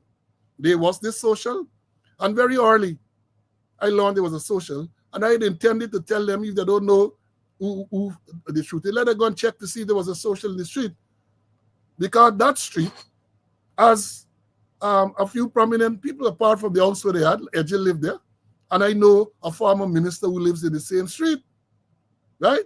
And I'm sure those places, or that street and other places leading to the street, they would have CCTV cameras, black Mercedes-Benz, right? The girl refused to say who the person was and all of that. But there, guy in the police force, I know who the shooter was. I know. I get information who he was and who he's linked to. So how come you all know? How come you find 19 spent shells, saying that not so long ago you were able to match a fragment from a body to an AR rifle allegedly followed by a security guard, which led to him being charged with murder? How come you can't make link using the same advanced science that you suddenly have to determine whether or not these things came from a licensed firearm? And if they did not come from a licensed firearm, at least you can, at this stage, indicate that the ballistic records of the gun that fired these 19 mm shells are not, we don't have records of that firearm, so you can then conclude it's an illegal firearm. That's providing the system is maintained. And the system I'm talking about is a system that I had a hand in introducing many years ago. That every single legal firearm, you have to get a ballistic fingerprint, so to speak, of the weapon at CID headquarters. So in a case like this, if you found the empty casing, if the firearm is a registered firearm, you can go and check and know that it's this gun issued to this body or licensed to this body who fired the firearm. I did that. When I came to Georgetown in 2004, I met Wild West. And along with Commissioner Felix and so on, we came up with this plan that we must have a ballistic record of every single legal firearm in the system. Right? So, I don't know how they came there now. The man who, the father of the man who did the shooting up is one of them protected ones in Georgetown. Protected ones in Georgetown. You think any ordinary body driving a Mercedes-Benz, right? By process of elimination, you can go to GRA. How many black Mercedes-Benz you have in Guyana? That's not the US, or so you get thousands of them here. How many black Mercedes-Benz are there in Guyana? Start from there. CCTV cameras all over the place. You ought to have been able to reconstruct a route to this place where this shooting took place, in and out, and run the cameras along the route. But I guess like the cameras in the city when Paper Shots was killed, none of them are working. So you can't get the evidence. As I said, let them come and write these stupidness so you can analyze. So that you can analyze. And the young lady who was talking, who they said was arguing with this guy, the shooter, and she refused to give evidence and all that. She is a material witness to this crime. She is a material witness to this crime. Y'all had this girl who had made allegations against Damlal. Y'all locked she away for days, for a long, long period. Y'all locked she away, intimidated her, bullied her so she can change her statement in Damlal rape allegation. So what happened to this girl, 15 years old, I agree, who is a material witness in a crime? Y'all just sent she away in the care of your parents. Let me hear, you should be told what has happened. I ain't saying that you must lock she up and so on, but what has happened? What has happened? You want to tell me that if you do a proper investigation, you think them other children who are there would not know who this shooter was? Huh? If they had this, what appears to be this romantic relationship, the organ and so on, you think she met these students and know who does come with black Mercedes Benz to she and so on? Comrade, how you got out of this place here? That is how you got police will lose credibility. Because to me, this is a straightforward thing to determine who the shooter was. CCTV cameras, other witnesses, ballistics, all of those things.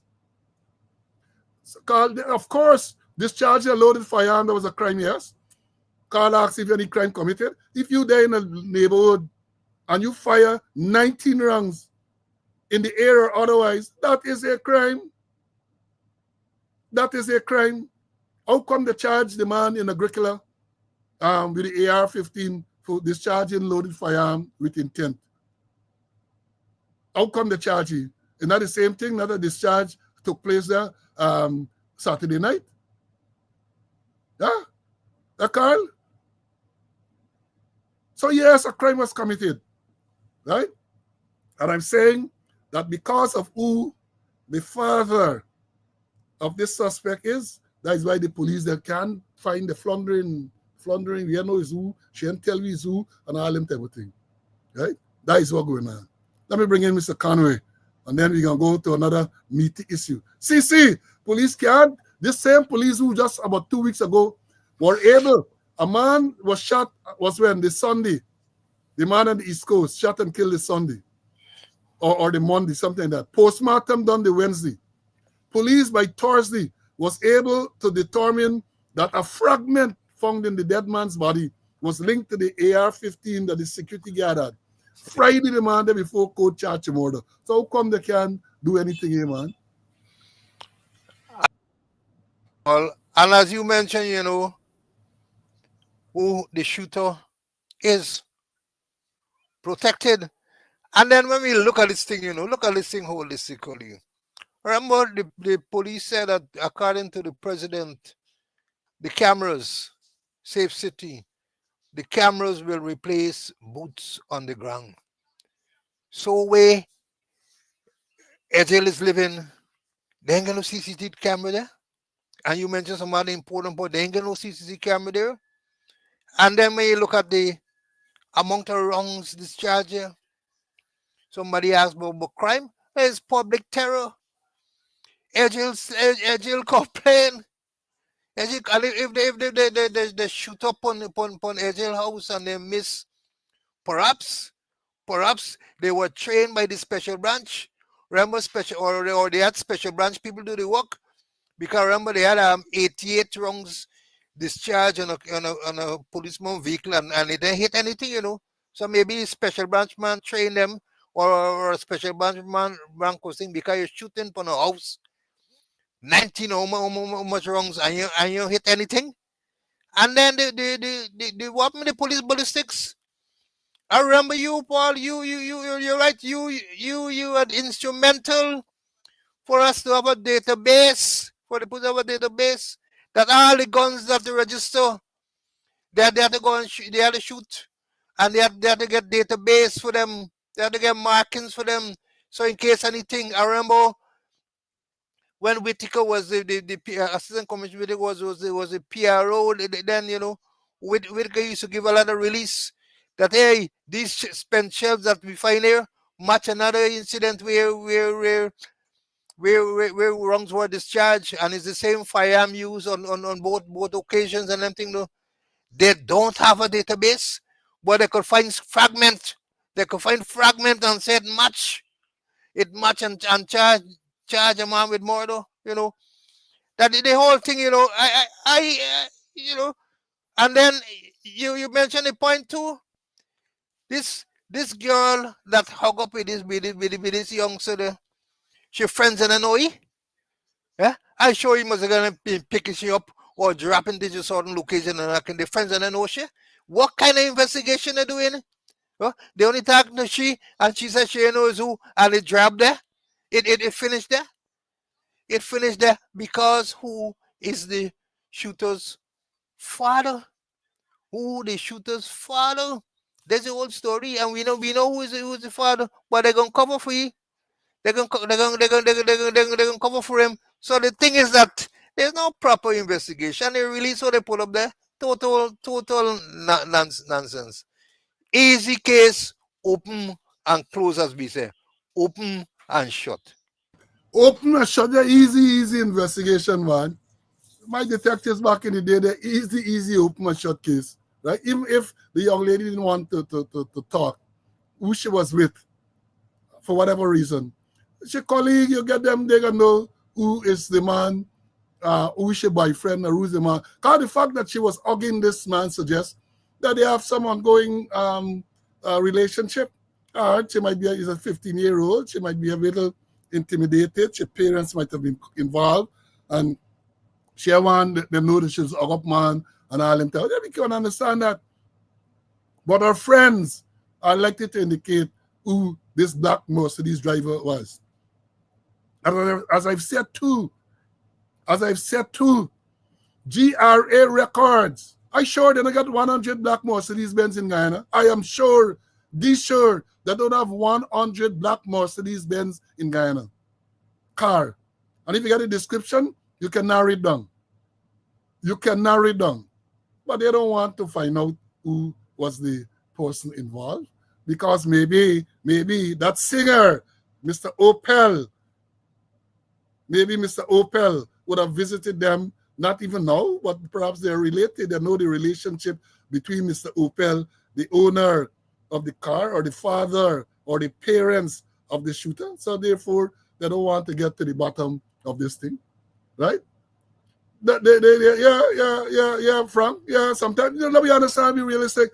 Sometimes she's a 15-year-old and she parents said no, that she get boyfriend and all. Let me be something that I know. And therefore, she might be reluctant. She might even be reluctant to say who the person was because of the person's family reputation. Let me understand this thing clearly. You got to think it through. Sometimes the reason why she don't want to talk, because she know obviously she know who the person was, but she know the reputation of the family of this man what she they hooking up with, and therefore she don't want to talk. Right? She don't want to talk. Come and look. Sometimes I just wonder what they have now for call them detectives, whether they are detectives or whether they are defectives. But if you have a man like Ikin in charge of the force, what do you expect? What do you expect? The squatter, he ain't got a clue what's going on. He is being led by his nose. He ain't know what's going on. Now let me do a public service announcement before we move on. I noted this morning, I noted this morning, you see it here, police, this is a release traffic advisory. Heroes Highway traffic advisory, Western Cadre, emergency road works are being effected on the damaged area as is evident. Motorists are urged to take precautions and proceed at lower rates of speed. Contractors are engaged for appropriate signage to be put in place prior to the end of the area of work. Well, first of all, I want to make a comment. How you dig up Hero Highway like this? They get two empty oil drum. All of these things are part of the lawlessness. Part of the lawlessness.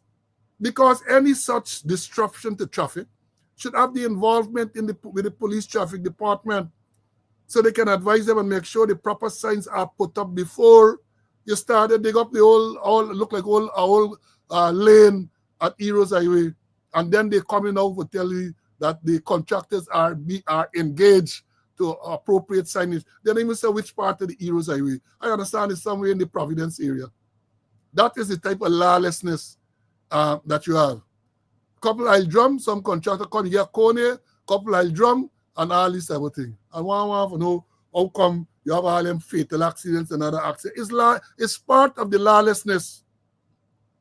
Because I, as traffic chief, they will tell you, them shit, this and happening. I have had cars that drive around, see somebody trying to stop. You stop them from doing that. You have to inform the traffic department that you intend to block a road or you intend to do something like that. You have to inform the traffic department and get the necessary approval. But those things don't happen now.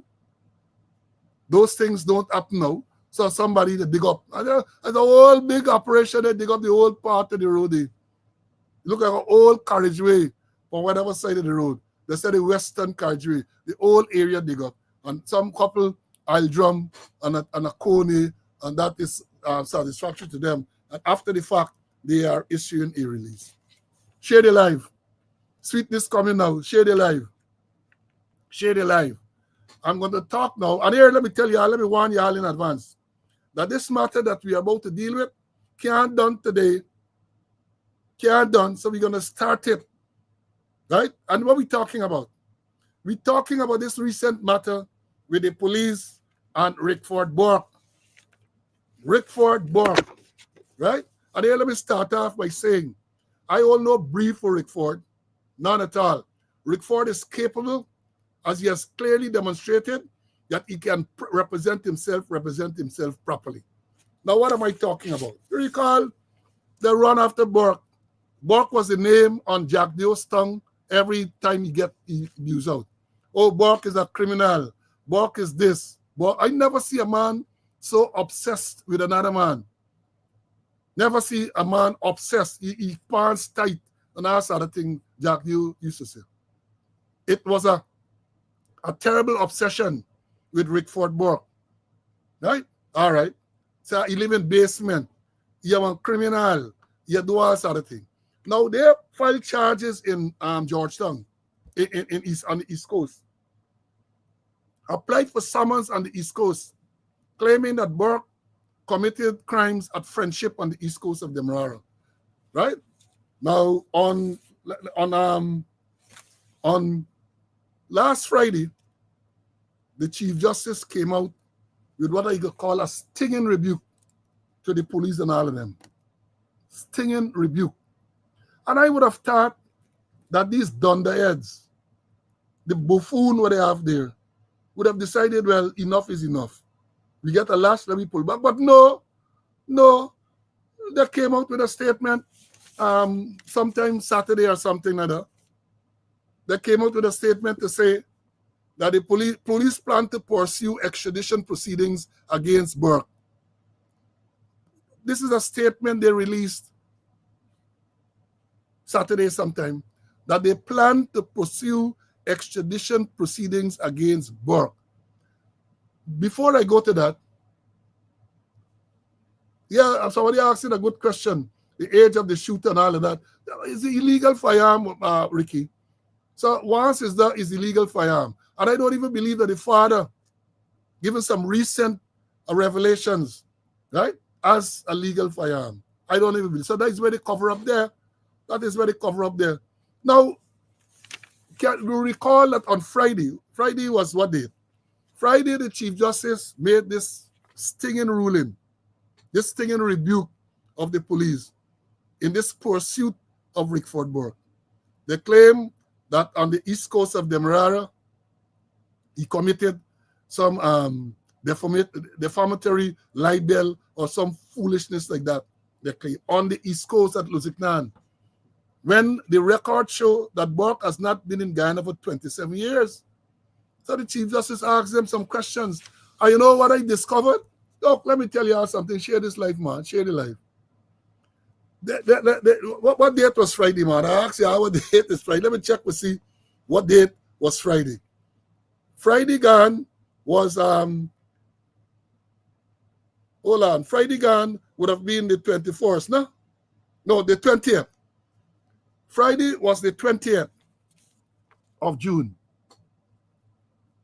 The 20th, man, I don't mislead me. Not the 20th, Friday the 20th. We had a program on that date. Friday the 20th of June, right? Now, I'm going to show you all this. I don't know if you're going to be able to read it, but I have a copy here, and I will read it to y'all to see what's going on. The Chief Justice handed down the decision, and I'm going to read part of it, on Friday the 20th of June 2025. Look what happened here. Read this. Let me read it for you. This is a letter dated 18th of June 2025, addressed to the Clerk of Court, to His Worship Magistrate Sunil Scarce, Vigilance Magistrates Court, Vigilance East Coast Demerara, Guyana. And it reads here, Dear Clerk of Court, the caption is, withdrawal of charges in the matters of Detective Corporal 24611 Lewis versus Rickford Burke, case jacket number 3288, and Detective Corporal 24611 Lewis versus Rickford Burke, case jacket number 3289. I act on behalf of Detective Corporal 24611 Lewis, the complainant in the below mentioned criminal proceedings, having received a fiat from the Director of Public Prosecutions. This is one of the cases, Detective Corporal 24611 Lewis versus Rickford Burke, case jacket 3288, Detective Corporal 24611 Lewis versus Rickford Burke, case jacket number 3289. I would be grateful if the contents of this letter is read to His Worship Magistrate Sunil Scarce. I am instructed by Detective Corporal 24611 Lewis and the Director of Public Prosecutions to withdraw and discontinue the aforementioned charges. I now hereby withdraw and discontinue the said charges with immediate effect. Signed, Darshan Ramdani, KC, that is King's Counsel. That is what this letter is. So let me analyze it. So what has happened here, folks, that even before the Chief Justice ruled on the 20th, the senior counsel representing, he acted on behalf of this Detective Corporal and the DPP, withdrew the charge against Burke, the two charges. The same defamatory libel charges, withdrew those charges against Burke. You think they're ordinary? Of course, they knew that they had nothing against him. They knew all of this is done to intimidate. I know, because they try all the time to intimidate me. And I tell them, you can't intimidate me.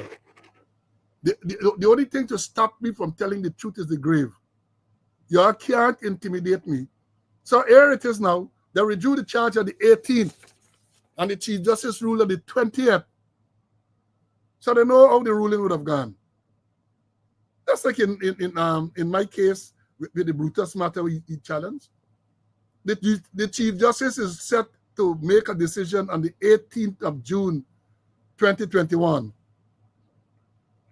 And they suspend the commission on the 16th of June 2021, 2 days before, because they knew that the Chief Justice would rule against them.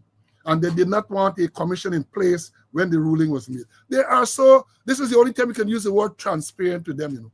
You can see what they're doing. There's a lumpy-pumpy bowling you can detect and lash it for 6. So, having withdrawn the charge on the 18th, which would have been Wednesday, the Chief Justice ruled on the 20th, right? Now, on the 21st, the Guyana Police Force issued statement. Let me read what the issue here. The Guyana Police Force has announced its intention to pursue extradition proceedings against New York-based Guyanese political activist Rickford Burke over allegations of extortion. The announcement by the police came one day after Acting Chief Justice Roxanne George declared the charges for criminal defamation libel to be unconstitutional. The police had filed the charges against Mr. Burke in local courts. It was dismissed by the Chief Justice in a ruling. In that ruling, the Acting Chief Justice also hammered the Guyana Police Force over its attempt to serve summonses or thought summons on the activist in New York. In a statement on Saturday night, the Guyana Police Force said, notwithstanding the ruling by the Chief Justice, it maintains that it is in possession of cogent, compelling, and irrefutable evidence that Rickford Burke has engaged in the conduct of extorting money from a local businessman. End of quote. The police said the matter is under review and a legal advice is being sought on the institution of new charges. Noted that since Mr. Burke remains outside of the jurisdiction of Guyana, extradition proceedings will be pursued under the Fugitive Offenders Act. The allegation against Mr. Burke stemmed from him allegedly using his social media pages to highlight concerns from aggrieved customers about vehicles bought at BM Soth Auto Sales in Lusignan. In a ruling against the criminal defamation libel charge, the Acting Chief Justice noted that Mr. Burke has been living out of Guyana and has not visited Guyana for the past 27 years, which was not disputed by the police or the immigration department.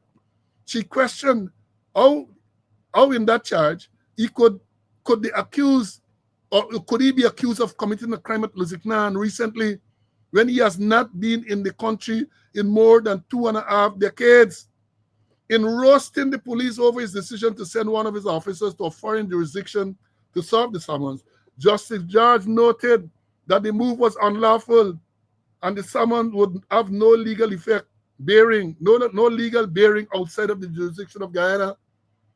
Quote, the court frowns on the course of action taken by the prosecution and the Guyana Police Force to in effect send an officer on a frolic of what must have been taxpayers' expenses, she said.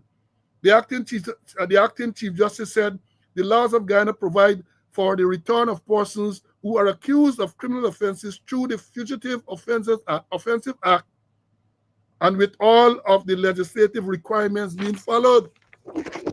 Now, let me go through this before I bring in CC. I got some things to talk about. Right? Now, the Chief Justice said in the penalty-based paragraph of this thing, the court frowns on the course of action taken by the prosecution and the Guyana Police Force to in effect send an officers on a frolic on what must have been taxpayers' money. I understand, madam, with all due respect, I understand it wasn't taxpayers' money. I understand that the officer was sent to some place on the East Coast where he collected ticket and all them everything, and that the trip, the frolic, might have been privately financed. That is not to say that it is legal, but I just want to make the record straight, right? I just want to make the record straight. This frolic, I understand it might not have involved, well, at least the whole thing might not have been at a cost to taxpayers. The Chief Justice said that there is the talk about the Fugitive Offenders Act, right? So let me go into this. CC, allow me. You're going to get a little bit in just now. But allow me. I really want to talk about this. They talk about extradition. That is what the police said. They're going to pursue extradition proceedings against Rickford Burke. First of all, there's a paragraph in this thing which is of note, you know. She said, Acting Chief Justice noted that Burke has been living out of Guyana and has not visited Guyana for the past 27 years, which was not disputed by the police or the immigration department. She questioned, how in that charge, he could be accused of committing a crime at Lusignan recently, when he has not been in the country in more than 2.5 decades. I think the same thing holds for this nonsense what they're bringing up here, but about extortion. And the evidence is there. We're going to go through this allegation at some other time. But I want to deal with the extradition part, right? Now, what is an extradition? Y'all take out your note, man. Take out your note. Are they in a teaching mood? I do all the research. Are they in a teaching mood? Hear what it says. Extradition proceedings involve one jurisdiction, in this case is Guyana, formally requesting another, the United States, to surrender an individual for prosecution or punishment, typically based on a treaty. Well, we know they got a treaty. What your name said, that they got treaty, they signed the extradition treaty recently with the US, so the treaty is there. Well, it goes on. The process involves a request, a review, potential arrest, and judicial proceedings, which may lead to the individual's surrender to the requesting jurisdiction. Here is a more detailed breakdown. So here what we're saying is, you have to have a request. So the Guyana government, no doubt through the Attorney General's chamber or somebody, can make a request to the United States, most likely the State Department. So you have a request. You already have a treaty, so there's nothing wrong with making the request. The treaty would open the way for you to make such a request. But it said it involves the request. Let me give you the request. A formal request is made by the requesting state to the requested state. A formal request is made to the requesting state by the requested state. So in this case, a formal request is made to the United States by Guyana. The requesting state here will be you're requesting them to do this thing. The requested state, but it'll be Guyana. This request is usually accompanied by evidence outlining the alleged offenses and the legal basis for extradition. So it's not just you're making the request. The request has to be accompanied by evidence outlining the alleged offenses and the legal basis for extradition. And then another part of the request say, in the U.S., the Department of Justice, DOJ, handles international extradition requests. Because remember, in the U.S., because it's a federal arrangement, they can also have requests from one state to the next state. So if a person commits a crime in, let's say, New York, and flees to, let's say, Florida, and is held in Florida, they can make a request to U.S. state to extradite from Florida to New York, right? So but this year they're talking about international, Guyana and the U.S. Now the review and arrest, here the second part. So you have the request, now you have the review. The requested state, that's the U.S., reviews the request to ensure it meets legal criteria and treaty obligations. Let me read it back.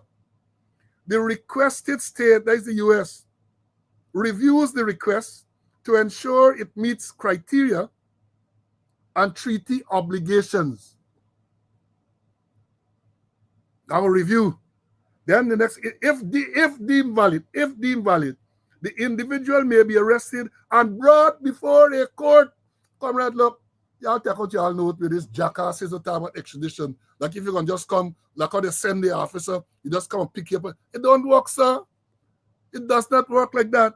They say if deemed valid, so when you make and you provide all your evidence to the US, they said if deemed valid, the individual may be arrested and brought before a court in the US. The individual is informed of the reason for the arrest and the nature of the proceedings. Is that done there? Let me talk about the proceedings now. Extradition hearings are held where the court assesses the evidence and argument from both sides. Here they say, an extradition hearing is held, and most likely I believe it's in federal court in the US, where the court assesses the evidence and argument from both sides. So Guyana, in other words, they have to produce what evidence they get for this crime, what they say committed. And it is assessed by the court, and with evidence and argument from both sides. The court must decide if the evidence is sufficient to sustain the charge. The U.S. federal court will then have to decide if the evidence presented by these jagabats, right, is sufficient to sustain charges. And here they say too, the individual can contest extradition on various grounds, such as challenging the legality of the request. Well, look, right? Yeah, look, they're coming to throw this word. What if they know what an extradition really is? And then we talking about the surrender part. The surrender part. If the court orders extradition, the individual may be surrendered to the requisite state. This may involve a surrender order from the executive authority, example, the Secretary of State from the US, right? The requested country authorities coordinate with the requesting country the transfer of the individual. Folks, and then they get thing about the treaties, the dual criminality. But and here somebody said it here, let me read it. Someone of my bright student made the point. The treaty, extradition is usually based on a bilateral or multilateral treaties between countries. Dual criminality, the act must be considered a crime in both the requesting and the requested state, right? Principal offenses, extradition may be denied for political crimes. Extradition may be denied for political crimes. Then you got humanitarian considerations. The requested state may consider humanitarian factors before surrendering the individual. Then it's about death penalty, but it's not relevant to this case. So these people talking about extradition. And here, let me say this before bringing CC. I know about Lang, CC. I know about Lang. Let me say this. I am willing to bet the entire chicken farm and everything, which I don't have, that this is not, it can get the brains to set for come up with this. They say he would have been instructed to do this because they're obsessed with Burke. But you know, I'm going to bring in CC before I deal with the other part. Right? I'm going to bring in CC. They use the word extradition, and none of them, and understand what it's all about. They are trying to intimidate. But by now, you all know some of you can't intimidate, including Burke. You can't intimidate Burke. Burke bright more than all y'all put together. I want to say all y'all, no matter they're in the force, even them outside the force, you have been outmaneuvering them all along. So I don't know what's nonsense they're coming with. Let me bring in CC, man. CC? Yeah. Yeah, and let me just backtrack quickly. Last night I passed on the Heroes Highway from returning home from a out-of-town engagement. And there was, they dug up the road and they just put up some empty drums. And you see them when you reach up to them. No warning whatsoever. No warning. I'm surprised that they had any accident there. Now, get back to this extradition story, Paul. And extradition is not a police. It's the role of the Attorney General. The Commissioner of Police, he can't put a couple of sentences together for make a paragraph. Is he's going to write the Department of Justice?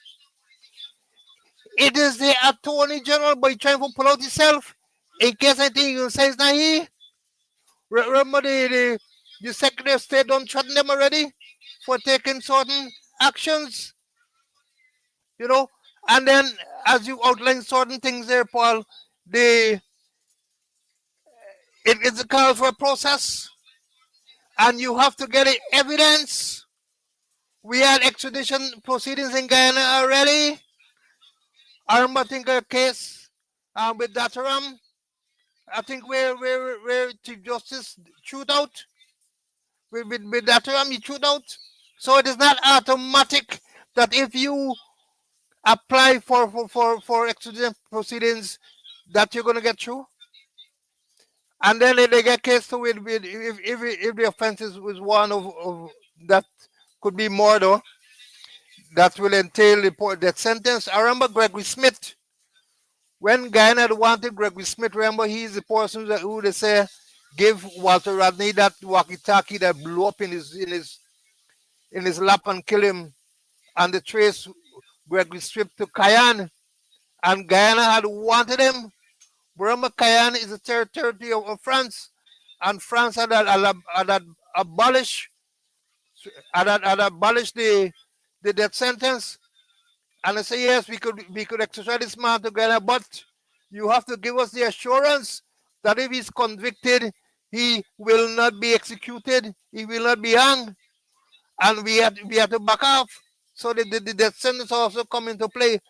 But the thing has a process, and you have to go through the process, and the person has a right to be heard. It's not just come and pick you up and carry you to the States. I don't think no, or get Burke and bring you from the States to Guyana. And he gonna answer charges that he committed when he not in Guyana. 27 years now, Burke's not come to me now, no brief for Burke's. He come to Guyana. So how he could physically commit the offense when in the States? But they want to terrorize him, but they can't terrorize him. They want to political thing, and they're pushing the police. They're pushing the conform squad in place. It's not the police. It's the supreme legal advisor, Anil Nalal. Is he eager to take action, and is he eager to write them thing? Is he eager to write the Department of Justice for any action to be taken? Not the police, but they put in the police, so they control the police under the bus. That's what's going to happen. Total nonsense. And it's not as easy as 1, 2, 3.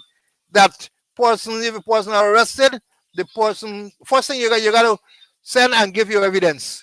And they will review the evidence and decide. It's not automatic. Decide whether or not you have a case.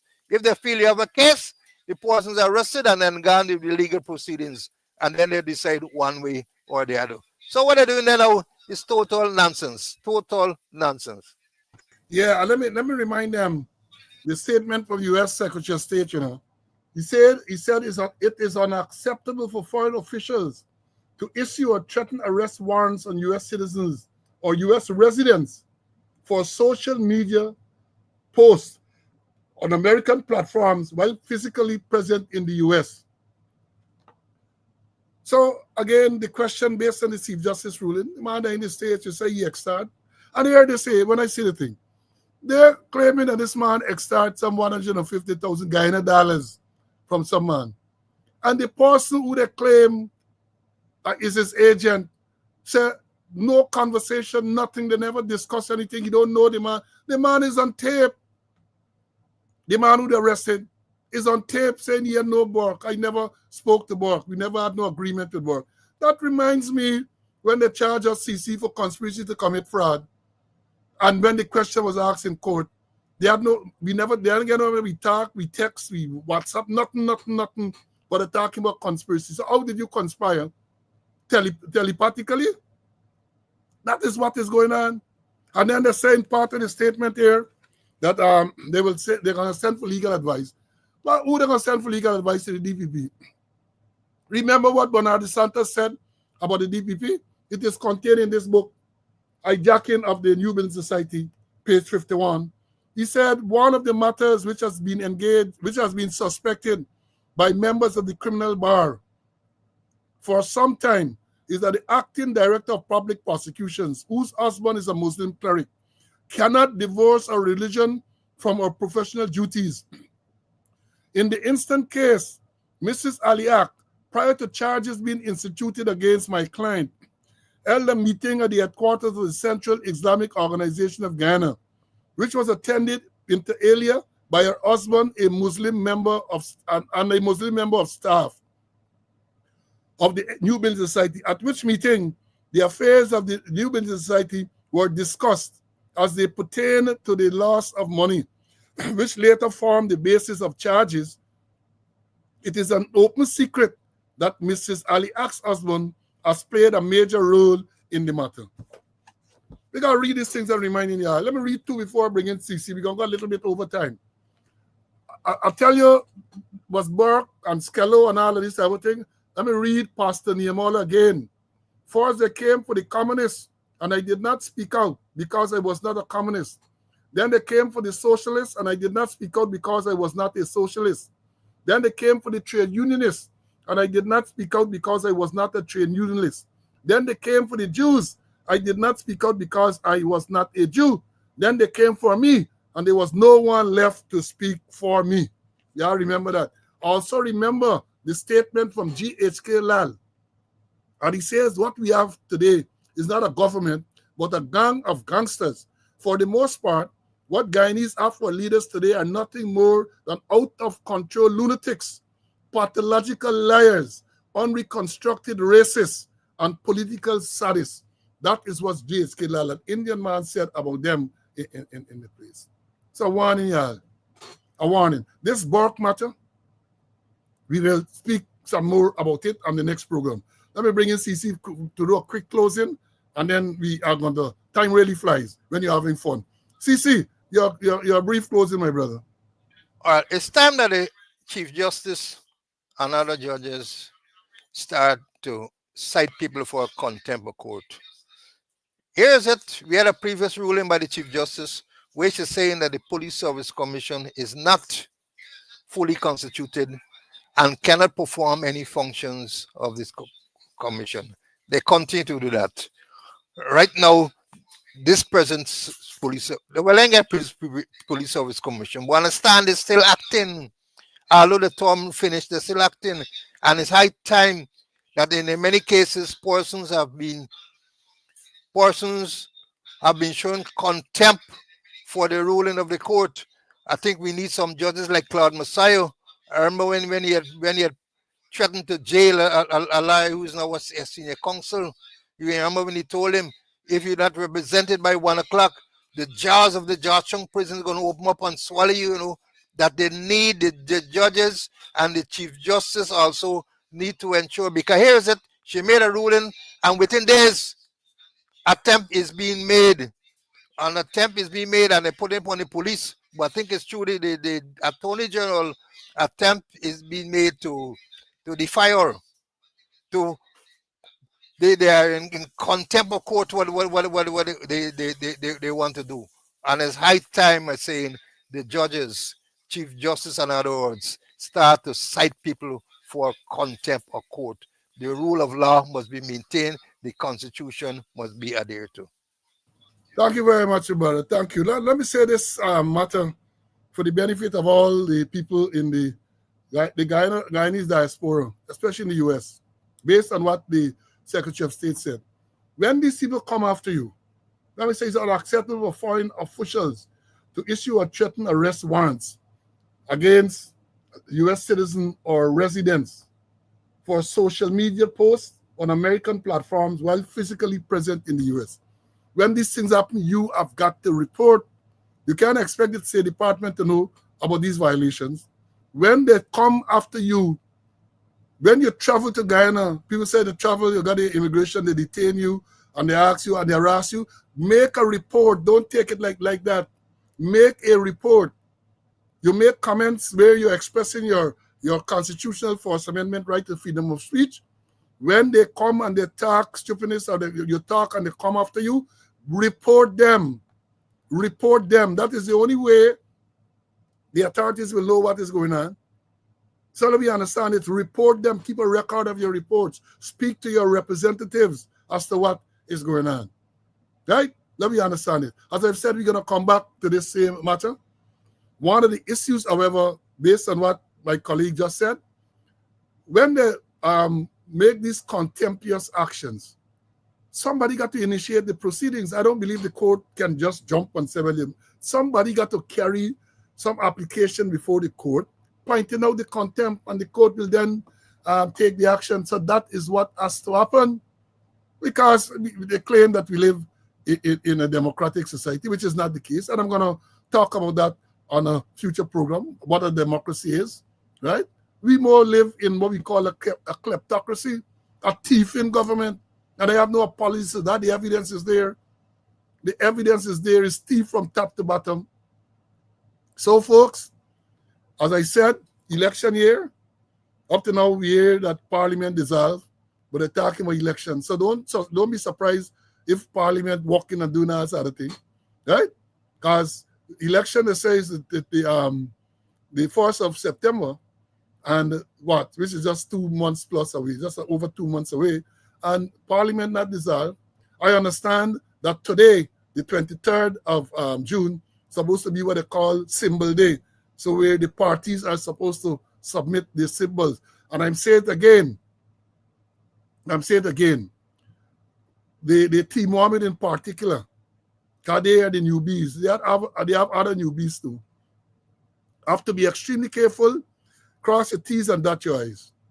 Because They're going to do every and anything to keep you off the ballot. Any and everything. I had said in the notification that we would have gone into this renewed interest in the paper shorts murder. We can talk about it. We're going to talk about it because I see people talking about intellectual authors. I agree fully. Any crime where they are intellectual authors, the intellectual authors must be made to face the music. But why just keep it to this one incident?